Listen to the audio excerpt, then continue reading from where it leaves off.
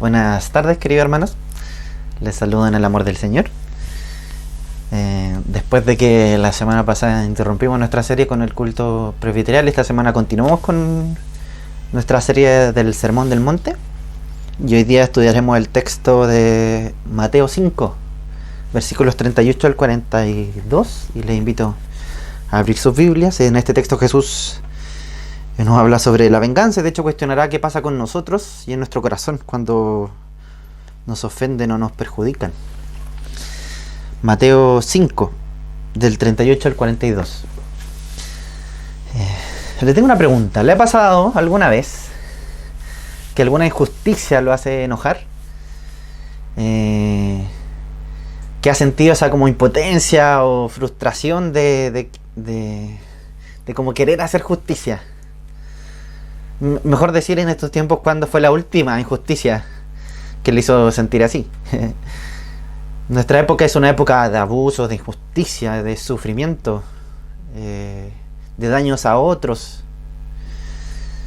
Y la vida en un mundo caído es así. Y de hecho el brillante ingenio humano ha llevado al ser humano a organizarse mejor, a progresar, a crecer, inventando nuevas formas más originales e inteligentes de oprimir a otros seres humanos y dañarlos.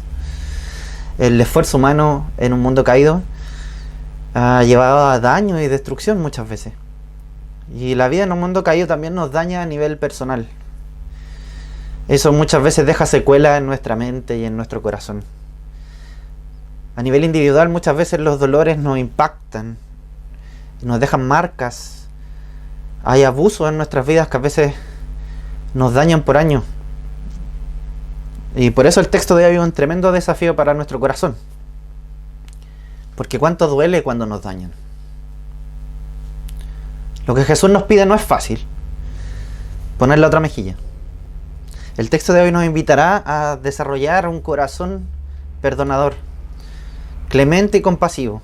Un corazón lento para la ira y grande en misericordia. Hacia aquellos que nos ofenden y hacia aquellos que nos dañan.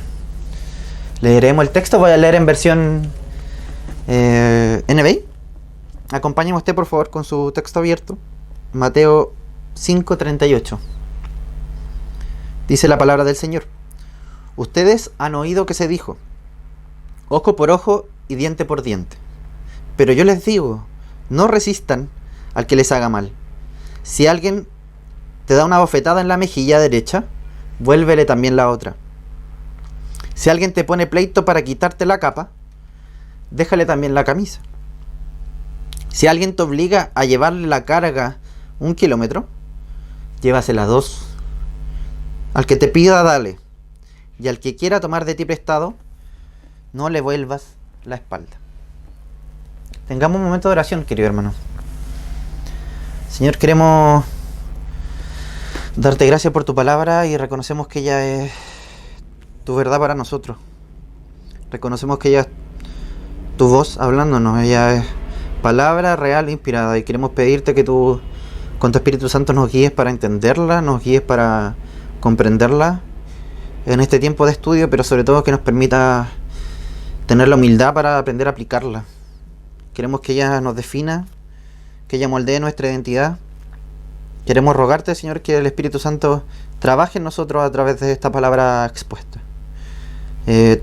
Rogamos porque dependemos de ti. Espíritu Santo, necesitamos de tu intervención para entender la Escritura, para que tú lo transformes en verdad y realidad en nosotros. En el nombre de Jesús oramos. Amén. Dijimos que la vida en el mundo caído no es fácil, y ciertamente la historia no era diferente en los tiempos de Jesús cuando el maestro está diciendo esto. El imperio romano, que gobernaba toda la región donde Jesús y sus discípulos vivían, de hecho fue uno de los más terribles y opresivos de la historia. Los abusos de los romanos a sus gobernados eran cosas de todos los días. Los discípulos y Jesús vivían en un contexto entonces de una esperanza de liberación.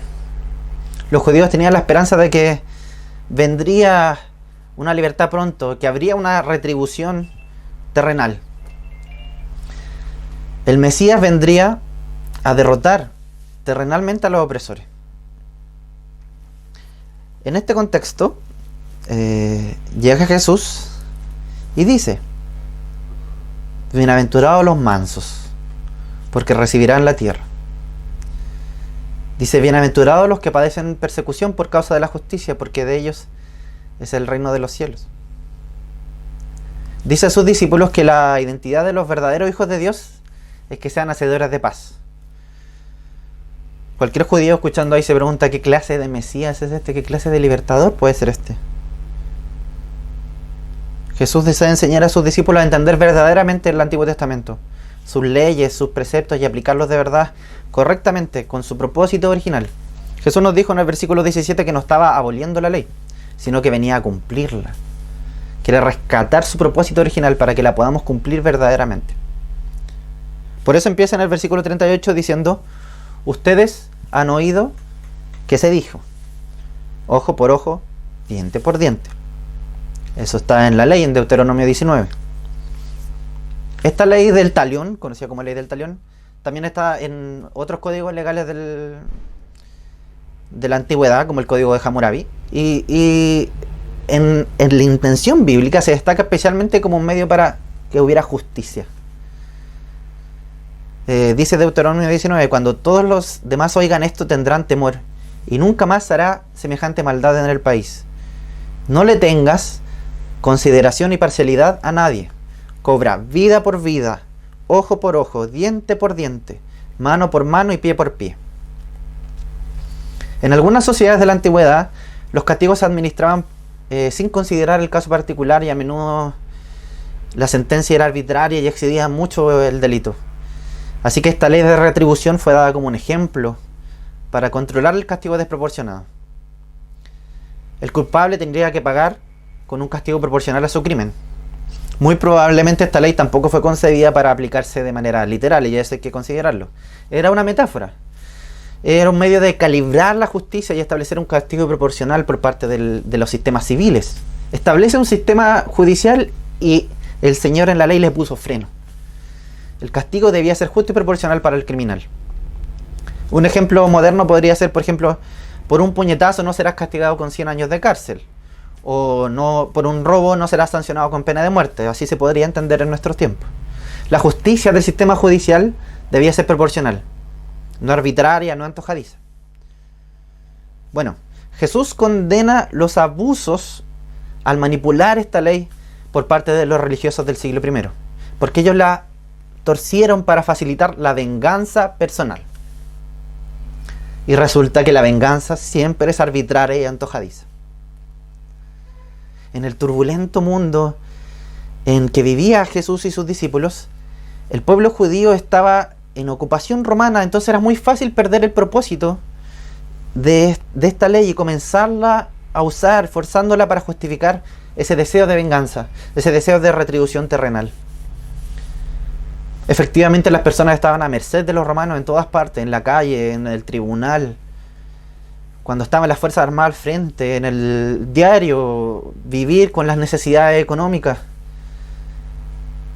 Aquellos que sufrían agravios querían vengarse, especialmente cuando no había una clara justicia que los protegiera. Un sistema judicial que protegiera a aquel que no era ciudadano romano no existía, y la venganza personal era una cuestión candente entre los judíos, por lo tanto. Algunos dirigentes judíos incluso buscaban venganza organizada.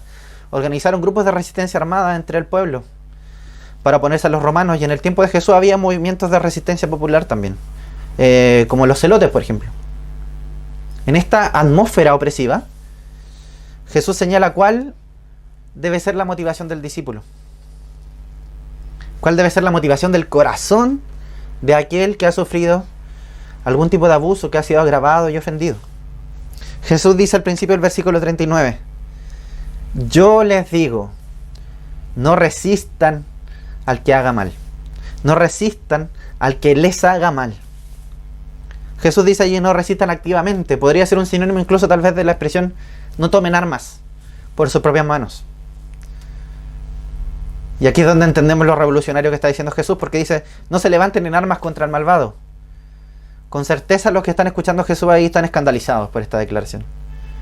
¿No se supone que el Mesías venía a liberarlos de los romanos? ¿Cómo harían eso sin armas?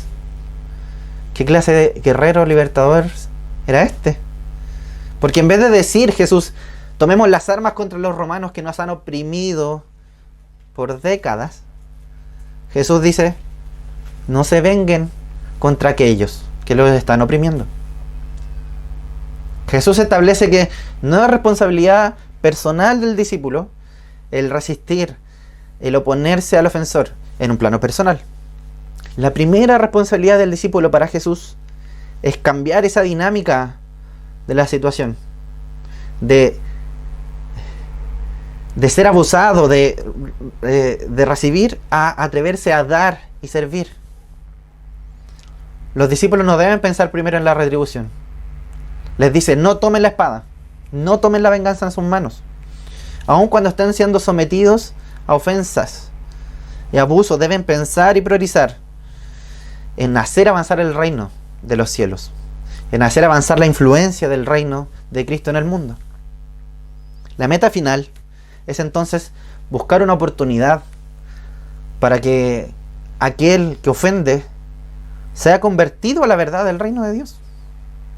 Jesús entonces después da ejemplos para expandir esta idea de lo que quiere transmitir. Da ejemplos de la vida cotidiana, de hecho, para los discípulos de esa época. Es una especie de ilustración del mandato. Es una especie para un tipo de muestra de cómo pueden verdaderamente servir a quien le ofende. Dice en el mismo 39, si alguien te da una bofetada en la mejilla derecha, vuélvele también la izquierda. Este primer ejemplo está situado en un contexto público en que el discípulo de Jesús es insultado, es ofendido. En este contexto, la cachetada no necesariamente es un acto de violencia física, sino que en realidad es una figura de un insulto o tal vez una falta de respeto a los derechos. No es el dolor físico, sino que en sí mismo es el insulto, la ofensa que supone esa acción. Es afrentar la dignidad y el honor de la persona en este contexto. Jesús está diciendo entonces simplemente ignora los insultos insignificantes y triviales. Deja de lado tu orgullo y no te molestes por vengarte. Volver la otra mejilla implica que los discípulos de Jesús tienen certeza de que no tienen que devolver más mal por el mal que se les ha hecho. Pablo escribió en Romanos 12, dice, no paguen a nadie mal por mal, procuren lo bueno delante de todos los hombres. Al volver a la otra mejilla, el discípulo de Jesús se sitúa de hecho en una posición inferior, de mayor indignidad y vulnerabilidad. Pero esa posición le da la oportunidad de servir al ofensor. Continúa Jesús en el versículo 40 con el segundo ejemplo, que es una escena que se pone en un escenario legal de un tribunal. Si alguien te pone pleito legal para quitarte la camisa, déjale también la capa. Esta túnica, como dice la Reina Valera, por ejemplo, o camisa, como dice aquí la NBK, y leemos, era la prenda básica, el vestido interior de manga larga, parecido a un camisón, el que estaba en contacto con la piel por dentro. En cambio, la segunda, la capa, era una túnica externa, considerada de hecho una prenda imprescindible para el judío del siglo I. De hecho, a veces se entregaba como prenda, como fianza, un compromiso de que iba a cumplir lo que dijiste que iba a hacer.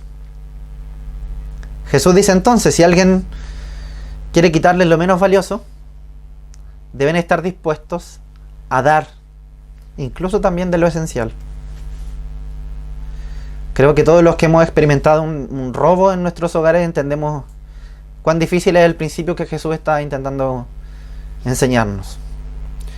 Los discípulos han de invertir la dinámica. En lugar de buscar la venganza, buscar la defensa de aquel que injustamente intenta tomar nuestras posesiones, incluso las más esenciales, hemos de tener un corazón dispuesto a seguir dando. A seguir dando, porque finalmente la fuerza para seguir confiando y seguir dando nace de una convicción interna de que la justicia es del Señor. Él hará justicia a su tiempo. El Señor pagará al ofensor lo que le corresponde. Jesús da un tercer ejemplo en el versículo 41. Nos dice, Si alguien te obliga a llevarte la carga por 1 milla o 1 kilómetro, traducen otras traducciones también, llévasela 2. Esta es una escena militar, debemos considerarla en el contexto del Imperio Romano también. En la antigüedad, el personal de la administración pública o militar podía demandar a los civiles, a los ciudadanos circulando cualquier cosa para asuntos locales y oficiales. Por ejemplo, los militares romanos podían organizar grupos de construcción de los obreros del pueblo para que construyeran las carreteras, fortificaciones y edificios públicos. El detalle era que era sin pagarles. Ellos podían reclutar personas sin previo aviso para ayudar en cualquier operación. Y era una obligación. Podían obligar a los transeúntes civiles a llevar un equipo, su carga, su equipo militar, todo 1 kilómetro por ellos. La escena del Nuevo Testamento conocida es cuando Simón de Sirena ayuda a Jesús a llevar la cruz porque un guardia romano lo obliga. Esa ilustra esta misma situación. Jesús rompe aquí las expectativas de los judíos porque les dice a sus discípulos que cuando se les pide que lleven una carga 1000 pasos, esa es la palabra, por eso podría ser 1 kilómetro, 1000 pasos, su corazón debe estar dispuesto a llevar esa carga 2000 pasos. El doble de lo que le piden. ¿Y qué desafío más difícil impuso el maestro a sus seguidores? Porque debían decidir servir, incluso a los romanos, enemigos, opresores y ofensores. Continúa Jesús diciendo: al que te pida, dale. Y al que quiera tomar de ti prestado, no le vuelvas la espalda. Esta última invitación de Jesús es un desafío a la compasión y a la generosidad. El cristiano ha de tener la disposición de dar a quienes les mendigan y piden prestado. El término pedir aquí es una referencia a una persona pobre pidiendo limosna.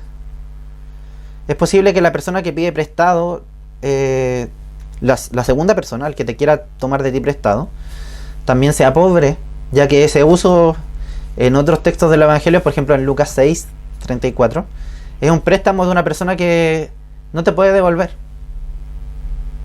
Jesús da una tremenda y poderosa imagen de generosidad.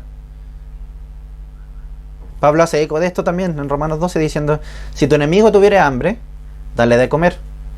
Si tuviere sed, dale de beber. Un corazón compasivo y generoso caracteriza al cristiano que desea vivir en la perspectiva del reino, que desea vivir el valor del reino. En última instancia, esa generosidad da libertad. Porque Jesús elimina la obligación de juzgar el mérito de quien me está pidiendo algo. Juzgar el mérito de esa petición de caridad. O el mérito de un préstamo. Esa disposición a la generosidad le da libertad a los discípulos. Ellos son libres para vivir generosamente, sin andar inquiriendo y preguntando. El texto de hoy entonces nos muestra el desafío del discipulado de Jesús a vivir una vida de gracia y perdón a los demás. El desafío de poner la otra mejilla, descansando en Dios. ¿Qué desafío impuso el maestro a sus seguidores del siglo I? Pero ¿qué desafío también nos impone a nosotros hoy? En esencia, el desafío de Jesús es una invitación a observarle e imitarle. Jesús mismo vivió en la práctica este principio radical de servicio. Él se convirtió en un ejemplo vivo para sus seguidores de estas palabras. Amó tanto que entregó su vida por los pecadores. Siendo aún pecadores, Cristo murió por nosotros, dice Pablo en Romanos. La primera obligación de los discípulos entonces no es vengarse por el mal que se les ha hecho o protegerse a sí mismos y a sus intereses personales. Su principal obligación es servir. Servir a quienes les rodean, tanto a quienes parecen merecerlo como a los que no. Este principio sin duda creó incomodidad en los que lo oyeron al principio en el siglo I. Sin duda crea incomodidad también a quienes lo leemos hoy día en el siglo XXI. Poner la otra mejilla, dar a quien te pida sin filtrar. Entrega más de lo que te piden, incluso cuando te piden injustamente. Hoy vivimos en un tiempo de derechos individuales de igualdad de derechos, de la propiedad privada. Ciertamente Jesús confronta nuestra cultura. Por un lado, sí debemos considerar que hay que armonizar las palabras de Jesús con el resto de las escrituras bíblicas. Eso con certeza lo meditaremos a profundidad probablemente el día miércoles en Limache y el viernes en Viña en los grupos de vida. Pero aún así, en ese intento de armonizar, muchas veces los cristianos despreciamos estas tremendas instrucciones de Jesús, este tremendo desafío, porque aquí hay una tremenda intensidad en la obligación de los discípulos de servir. Esa obligación de ser generoso no debe minimizarse. La intención de Jesús es radical porque esa fue la forma en que Él vivió. El desafío del rey no es grande porque el rey es grande. Se nos demanda una intensa compasión y generosidad porque el rey es clemente y compasivo, inmenso en misericordia. Quiero compartirle dos pequeñas aplicaciones para que se las lleve a meditar en su semana. La primera es la consideración de que el cristiano debe hacer del perdón su insignia. Que el perdón sea nuestra insignia. Jesús nos desafía a tener un corazón predispuesto al perdón. Y esa compasión brota luego en nuestras obras y acciones. La actitud externa de gracia, de perdón, de poner la otra mejilla, como dice el texto, nace de un corazón dispuesto a perdonar, de un corazón moldeable, que dimensiona, que tiene la correcta proporción del tremendo perdón que ha recibido. Como cuando Jesús enseñó la parábola de los dos deudores. Se nos ha perdonado una inmensa deuda. ¿Quién soy yo para no perdonar pequeñas ofensas de los otros? El desafío de Jesús para nosotros es que el perdón sea nuestra bandera, nuestra insignia. Desde un corazón sincero, arrepentido, vivamos el perdón. Ojo, nunca dice Jesús que esto es fácil. La realidad es que el perdón duele. La realidad es que el perdón cuesta. Y cuesta como a Él mismo le costó. Primera Pedro dice que cuando, hablando de Jesús, cuando proferían insultos contra Él, Él no replicaba con insultos. Cuando padecía no amenazaba, sino que se entregaba a aquel que juzga con justicia. Jesús mismo en su cuerpo llevó al madero nuestros pecados para que muramos al pecado y vivamos para la justicia. Por sus heridas ustedes han sido sanados. El desafío es que, como Jesús mismo perdonó, hemos de aprender a decidir perdonar. Como Jesús mismo puso la otra mejilla, hemos de aprender a poner la otra mejilla. Lo esencial de saber poner la otra mejilla no es solo tomar la acción en el momento que nos ofenden. Es un corazón predispuesto, lleno de la gracia de Dios. Un corazón que encuentra su identidad y su valor en Jesús sin importar lo que pase. Es una decisión anterior que tiene que ver con si estoy dejando que mi corazón sea transformado en la imagen de Cristo o no. Así cuando llega el momento de la cachetada, porque va a llegar, no necesariamente literalmente, pero va a llegar momentos que otros nos van a hacer sufrir. Y en ese momento podré actuar en consecuencia, imitando a mi maestro. La de hoy es una invitación a recordar nuestra identidad, a cimentar nuestro corazón en el verdadero valor que está en Cristo. Aquel que sigo, aquel a quien quiero imitar, para que mi mente y mi corazón sean moldeados a su imagen. El texto nos desafía a dimensionar nuestro valor en la perspectiva de Jesús, no en la perspectiva del mundo ni de nuestra cultura. Uno podría leer esto y ciertamente un judío del siglo I podría leer esto y decir: Jesús está diciendo que nos despreciemos a nosotros mismos. ¿Cómo voy a dejar que los romanos abusen de mí? Pero Jesús está desafiándonos a encontrar el verdadero valor. Podríamos llegar incluso a la conclusión: no importa lo que digan de mí, no me importarán las ofensas, porque por un lado, con certeza soy mucho peor de lo que los demás saben, dicen o hablan de mí. Si supieran el pecado que hay en mi corazón, tendrían bastante más cosas malas que decir de mí, bastante más para ofenderme. Pero en segundo lugar, sobre todo, y es lo principal, no me importan las ofensas porque solo me importa lo que Jesús piensa de mí. Solo me importa lo que Jesús piensa de mí. Es esa identidad en Cristo la que me permite perdonar, la que me permite poner la otra mejilla. Porque solo me importa lo que mi maestro opina. Esa es la identidad de Cristo que nos permite dejar de lado el rencor. Esa es el cimiento que sana nuestros dolores y sana nuestros traumas. No dejará de doler la cachetada. No dejará de doler la ofensa. Pero la identidad en Cristo nos permite superar y romper los muros que el rencor levanta.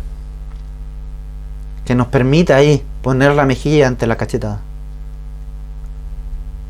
Es desde esa identidad, desde un corazón transformado, de un corazón compasivo y generoso, que podemos actuar de forma perdonadora. Un corazón perdonador y no uno rencoroso o vengativo. De esa forma el perdón puede ser nuestra insignia, nuestra identidad.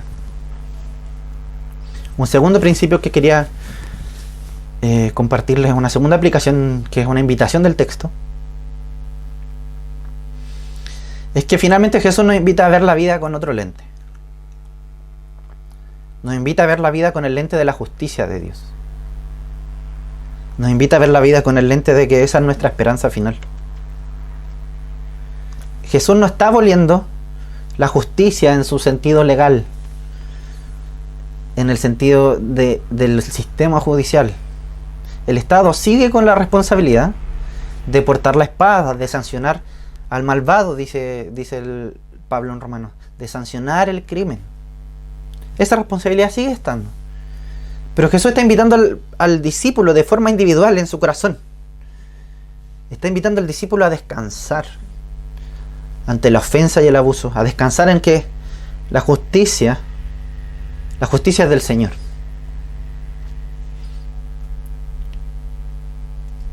Pablo dijo, no se venguen ustedes mismos. No se venguen, amados míos, sino que dejen lugar a la ira de Dios. Porque escrito está, mía es la venganza, yo pagaré, dice el Señor. Pablo está escribiendo esto a los cristianos que vivían en la capital del opresivo Imperio Romano. Y en nuestro siglo XXI, de verdad que en la vida hay momentos que con toda razón podremos decir, eso es injusto. ¿Por qué, Señor? Donde con toda razón nos preguntamos como el salmista, Señor, ¿dónde estás? ¿Dónde está tu justicia? ¿Por qué no haces justicia? Jesús nos invita a aprender el descanso en el Señor, porque la venganza es del Señor. Incluso en medio de este contexto tan duro de pandemia, donde a muchas personas les parece que las autoridades están haciendo todo lo contrario de lo que se debe hacer, donde hay mucho abuso aún, múltiples injusticias de persona a persona o de poderoso a necesitado. El texto nos llama diciéndonos, no tomes la espada por ti mismo, clama al justo soberano por su justicia. Como Jesús dijo un poco más arriba en las bienaventuranzas, bienaventurados los que tienen hambre y sed de justicia. En medio de la desesperanza real y concreta que es vivir en este mundo caído, en este mundo desesperanzado de opresión, de sufrimiento, de abuso, Jesús nos invita a poner los ojos en la verdadera esperanza. Él es el Rey, el verdadero Rey. Se lo dijo a los discípulos aquí, yo soy el verdadero Rey, el Señor, no los romanos. Y sigue diciéndolo a nosotros, viene el día donde todo será consumado, viene el día de Jesús, el Señor. Clamamos al justo soberano por su justicia, porque sabemos hacia dónde caminamos en el futuro. Con seguridad todo será puesto en justicia en su lugar, sea en esta tierra o sea después cuando quiera el Señor, porque nuestra esperanza final está en el reino eterno de Cristo.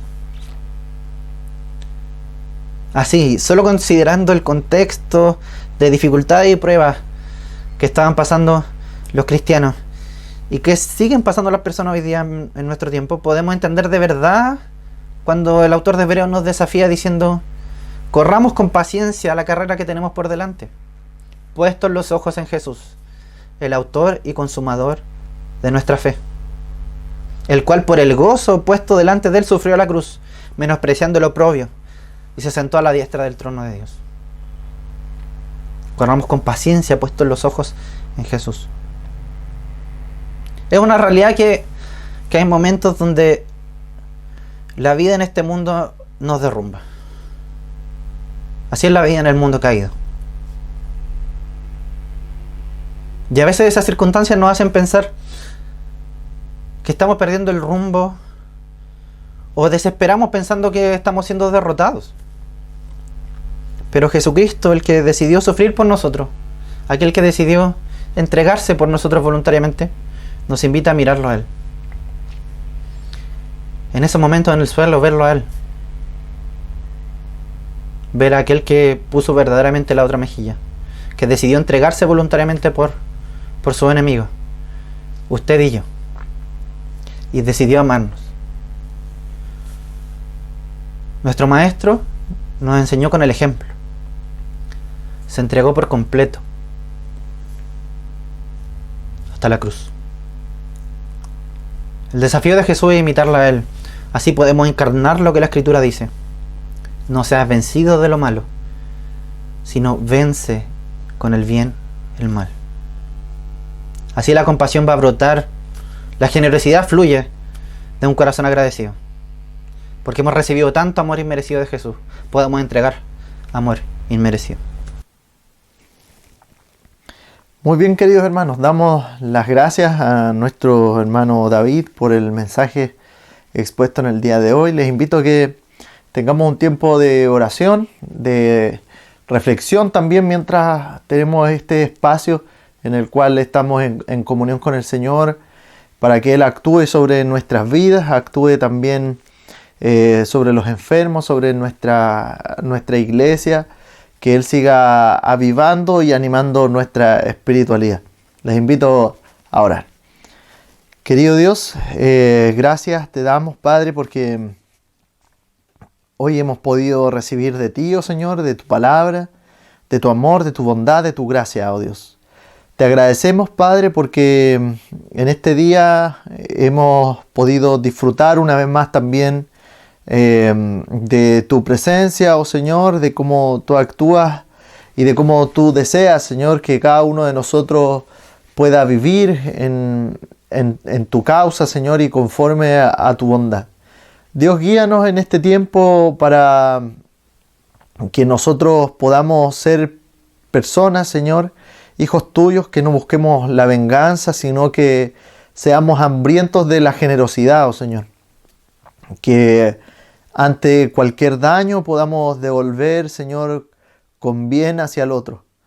Señor, permite que el mundo pueda ser ganado también a causa de aquella bondad mostrada por el Evangelio, en que cuando Cristo recibió insultos, cuando Cristo recibió, Señor, bofetadas, que cuando Cristo recibió aquella corona de espinas con la cual fue coronado para burlarse de Él en este mundo, Él entregó su vida, oh Señor, para poder bendecir a otros. Dios, gracias porque a pesar de nosotros, a pesar de nuestro pecado, Señor, Jesús nos entregó el máximo ejemplo, no solo de bondad, sino que también de aquel ejemplo y muestra de generosidad, Señor, y no ser alguien que buscaba y que estaba hambriento por la venganza. Señor, te damos las gracias por eso. Queremos pedirte, oh Dios, que tú sigas transformando nuestro corazón, guiándolo, Señor, no solamente hacia ser hambrientos de ti, sino a ser personas que buscan de tu evangelio, que buscan vivirlo, practicarlo, que buscan tu rostro, que buscan, oh Señor, de alguna forma ser generosos con quien les han hecho daño, oh Señor. En este tiempo de pandemia incluso nosotros queremos pedirte perdón porque muchas veces hemos buscado el mal en otros. Y hoy queremos el bien para este mundo completo, no solo para nosotros. Queremos, Señor, sanidad para este mundo. Queremos, Señor, fortaleza, Señor, y guía en este tiempo. Queremos conversiones, Señor, que tú conviertas muchas personas en este tiempo de pandemia, oh Dios. Queremos que tú sanes, Señor, nuestra nación. Incluso tú sigas sanando, Señor, a gente que está en la política, a gente que quizás ha hecho abusos, Señor, a gente que ha dañado a otros con intención, que tú estés sanando incluso aquellas relaciones a través del poder de tu evangelio.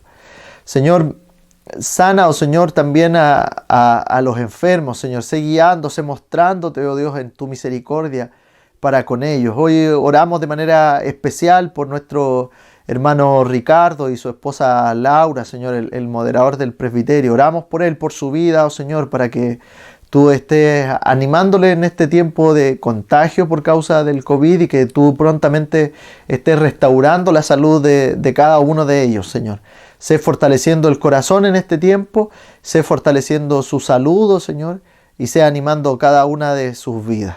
Oramos, Señor, agradecidos por este tiempo que podemos estar junto a ti, por este tiempo en el cual incluso nosotros podemos agradecer por tu gracia, por tu amor que está presente en medio de nosotros en este tiempo pandémico. Oramos, Dios, para que tú sigas guiando nuestra mente y nuestro corazón en fervor a ti.